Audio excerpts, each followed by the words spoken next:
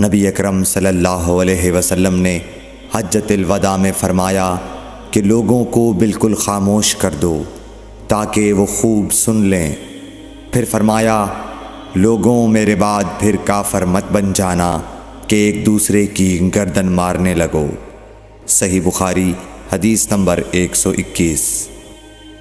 رسول اللہ صلی اللہ علیہ وسلم نے فرمایا کہ ایک روز موسیٰ علیہ السلام نے کھڑے ہو کر بنی اسرائیل میں خطبہ دیا تو آپ سے پوچھا گیا کہ لوگوں میں سب سے زیادہ صاحب علم کون ہے؟ انہوں نے فرمایا کہ میں ہوں۔ اس وجہ سے اللہ کا غصہ ان پر ہوا کہ انہوں نے علم کو خدا کے حوالے کیوں نہ کر دیا۔ تب اللہ نے ان کی طرف وحی بھیجی کہ میرے بندوں میں سے ایک بندہ دریاؤں کے سنگم پر ہے جہاں فارس اور روم کے سمندر ملتے ہیں، وہ تجھ سے زیادہ عالم ہے۔ موسیٰ علیہ السلام نے کہا کہ اے پروردگار، میری ان سے ملاقات کیسے ہو؟ حکم ہوا کہ ایک مچھلی زنبیل میں رکھ لو، پھر جہاں تم اس مچھلی کو گم کر دو گے تو وہ بندہ تمہیں وہیں ملے گا۔ تب موسیٰ علیہ السلام چلے اور ساتھ اپنے خادم یوشع بن نون کو لے لیا اور انہوں نے زنبیل میں مچھلی رکھ لی۔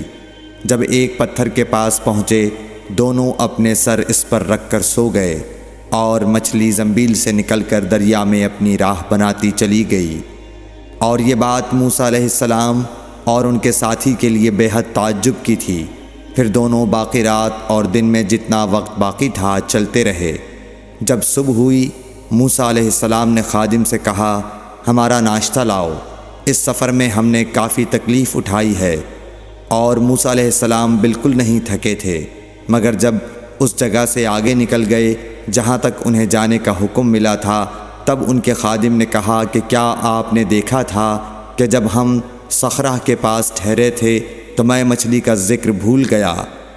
بقول بعض صخرہ کے نیچے آب حیات تھا، وہ اس مچھلی پر پڑا اور وہ زندہ ہو کر بقدرت الہی دریا میں چل دی۔ یہ سن کر موسیٰ علیہ السلام بولے کہ یہی وہ جگہ ہے جس کی ہمیں تلاش تھی، تو وہ پچھلے پاؤں واپس ہو گئے۔ جب پتھر تک پہنچے تو دیکھا کہ ایک شخص کپڑا اوڑھے ہوئے موجود ہے۔ موسیٰ علیہ السلام نے انہیں سلام کیا۔ خضر نے کہا کہ تمہاری سرزمین میں سلام کہاں؟ پھر موسیٰ علیہ السلام نے کہا کہ میں موسیٰ ہوں۔ خضر بولے کہ بنی اسرائیل کے موسیٰ؟ انہوں نے جواب دیا، ہاں۔ پھر کہا کہ کیا میں آپ کے ساتھ چل سکتا ہوں تاکہ آپ مجھے ہدایت کی وہ باتیں بتلاؤ جو اللہ نے خاص آپ ہی کو سکھلائی ہیں؟ خضر بولے کہ تم میرے ساتھ صبر نہیں کر سکو گے۔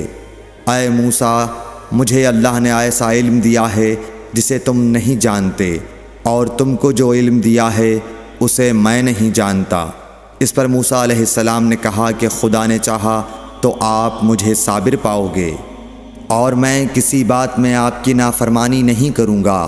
پھر دونوں دریا کے کنارے کنارے پیدل چلے۔ ان کے پاس کوئی کشتی نہ تھی کہ ایک کشتی ان کے سامنے سے گزری تو کشتی والوں سے انہوں نے کہا کہ ہمیں بٹھا لو۔ خضر کو انہوں نے پہچان لیا اور بغیر کرائے کے سوار کر لیا۔ اتنے میں ایک چڑیا آئی اور کشتی کے کنارے پر بیٹھ گئی۔ پھر سمندر میں اس نے ایک یا دو چونچیں ماری۔ اسے دیکھ کر خضر بولے کہ اے موسیٰ، میرے اور تمہارے علم نے اللہ کے علم میں سے اتنا ہی کم کیا ہوگا جتنا اس چڑیا نے سمندر کے پانی سے۔ پھر خضر نے کشتی کے تختوں میں سے ایک تختہ نکال ڈالا۔ موسیٰ علیہ السلام نے کہا کہ ان لوگوں نے تو ہمیں کرایہ لیے بغیر مفت میں سوار کیا، اور آپ نے ان کی کشتی کی لکڑی اکھاڑ ڈالی تاکہ یہ ڈوب جائیں۔ خضر بولے کہ کیا میں نے نہیں کہا تھا کہ تم میرے ساتھ صبر نہیں کر سکو گے؟ اس پر موسیٰ علیہ السلام نے جواب دیا کہ بھول پر میری گرفت نہ کرو۔ موسیٰ علیہ السلام نے بھول کر یہ پہلا اعتراض کیا تھا۔ پھر دونوں چلے۔ کشتی سے اتر کر ایک لڑکا بچوں کے ساتھ کھیل رہا تھا۔ خضر نے اوپر سے اس کا سر پکڑ کر ہاتھ سے اسے الگ کر دیا۔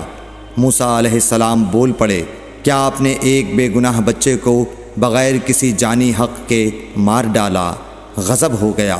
خضر بولے کہ میں نے تم سے نہیں کہا تھا کہ تم میرے ساتھ صبر نہیں کر سکو گے؟ ابن عیینہ کہتے ہیں کہ اس کلام میں پہلے سے زیادہ تاکید ہے، کیونکہ پہلے کلام میں لفظ لکا نہیں کہا تھا اس میں لکا زائد کیا جس سے تاکید ظاہر ہے۔ پھر دونوں چلتے رہے حتیٰ کہ ایک گاؤں والوں کے پاس آئے، ان سے کھانا لینا چاہا، انہوں نے کھانا کھلانے سے انکار کر دیا۔ انہوں نے وہیں دیکھا کہ ایک دیوار اسی گاؤں میں گرنے کے قریب تھی۔ خضر نے اپنے ہاتھ کے اشارے سے اسے سیدھا کر دیا۔ موسیٰ علیہ السلام بول اٹھے کہ اگر آپ چاہتے تو گاؤں والوں سے اس کام کی مزدوری لے سکتے تھے۔ خضر نے کہا کہ بس اب ہم اور تم میں جدائی کا وقت آ گیا ہے۔ جناب محبوب کبریا رسول اللہ صلی اللہ علیہ وسلم فرماتے ہیں کہ اللہ موسیٰ علیہ السلام پر رحم کرے۔ ہماری تمنا تھی کہ موسیٰ علیہ السلام کچھ دیر اور صبر کرتے تو مزید واقعات ان دونوں کے بیان کیے جاتے اور ہمارے سامنے روشنی میں آتے، مگر حضرت موسیٰ علیہ السلام کی عجلت نے اس علم لدنی کے سلسلے کو جلد ہی منقطع کرا دیا۔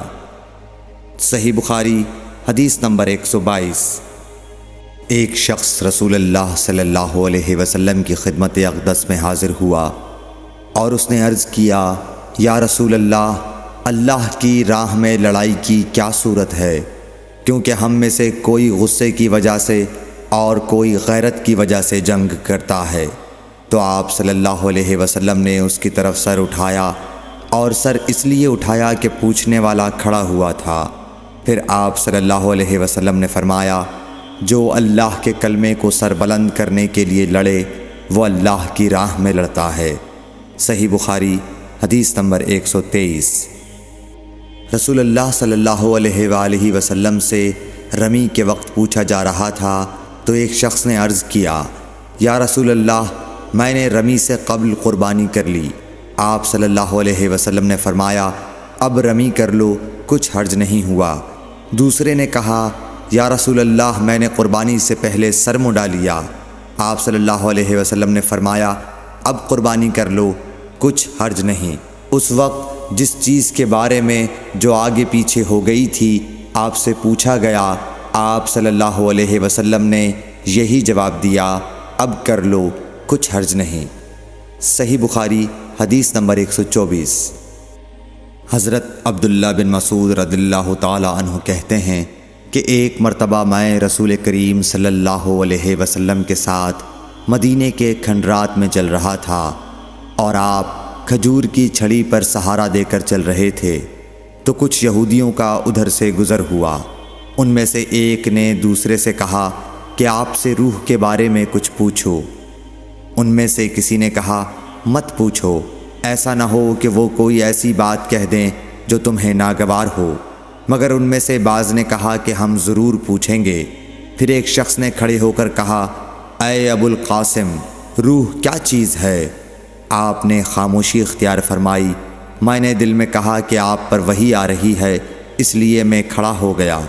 جب آپ صلی اللہ علیہ وسلم سے وہ کیفیت دور ہو گئی تو آپ صلی اللہ علیہ وسلم نے قرآن کی یہ آیت جو اس وقت نازل ہوئی تھی تلاوت فرمائی، اے نبی، تم سے یہ لوگ روح کے بارے میں پوچھ رہے ہیں، کہہ دو کہ روح میرے رب کے حکم سے ہے اور تمہیں علم کا بہت تھوڑا حصہ دیا گیا ہے، اس لیے تم روح کی حقیقت نہیں سمجھ سکتے۔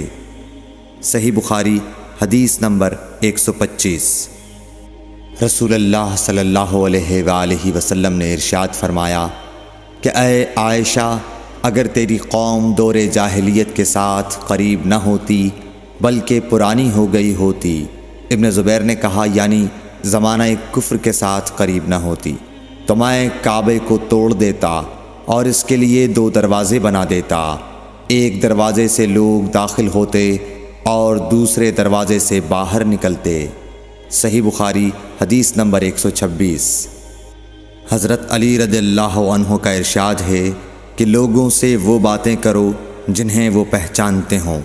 کیا تمہیں یہ پسند ہے کہ لوگ اللہ اور اس کے رسول کو جھٹلا دیں؟ صحیح بخاری حدیث نمبر 127۔ ایک مرتبہ حضرت معاذ بن جبل رسول اللہ صلی اللہ علیہ وسلم کے پیچھے سواری پر سوار تھے۔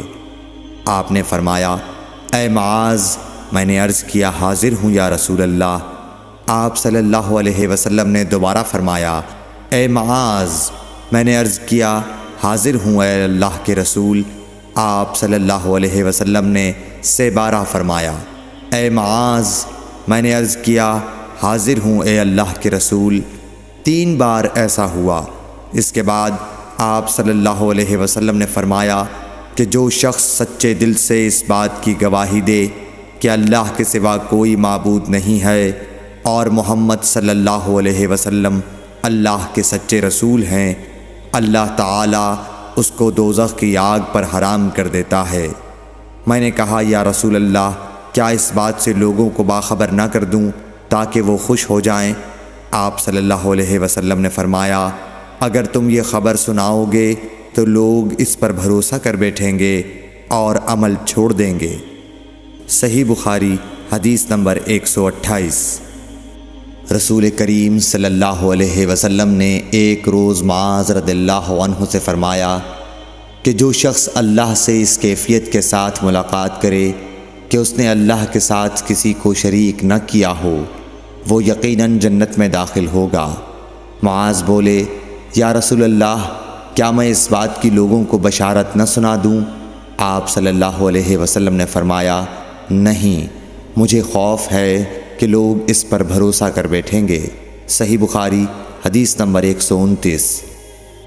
ام سلیم نامی ایک عورت رسول کریم صلی اللہ علیہ وسلم کی خدمت اقدس میں حاضر ہوئیں اور عرض کیا کہ یا رسول اللہ، اللہ تعالی حق بات بیان کرنے سے نہیں شرماتا، اس لیے میں پوچھتی ہوں کہ کیا احتلام سے عورت پر بھی غسل ضروری ہے؟